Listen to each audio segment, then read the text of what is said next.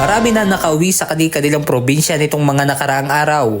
Kaya naman kakaunti na lang ang dumating na pasahero sa Batangas Port ngayong araw December 28. Batay sa tala ng Coast Guard District Southern Tagalog, as of 12 midnight hanggang alas 6 kaninang umaga, umabot sa mahigit 7,000 ang bilang ng outbound passengers at mahigit 9,000 naman ang inbound. Nakapag-inspection din ang PCG ng nasa 28 vessel at 25 roll-on, roll-off o RoRo vessel. Samantala kahapon December 27, kung kailan inasahan ang pagdagsa ng mga pasahero, wala namang naiulat na delay o pagkaantala at fully book na biyahe ng mga barko papunta ng Oriental at Occidental Mindoro at Romblon.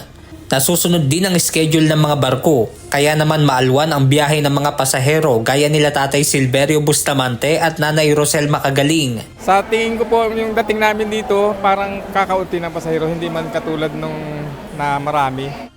Okay lang naman yung biyahe namin, smooth pa. Hindi pa ganun ka-crowded yung dito sa terminal. Hindi, dati last time na sobrang crowded.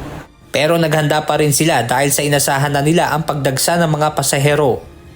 Ang paalala ko po doon sa mga biyahe ngayon, kailangan po agagahan ng pagpunta ng Pier ng Batangas dahil madagsa pa po ang tao. Mas inagahan namin yung biyahe.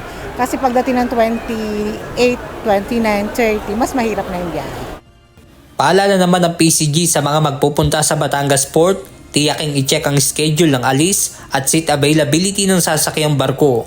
Benedict Samson, UNTV News and Rescue. Diyos ang aming sandigan, serbisyo publiko ang aming pinahahalagahan.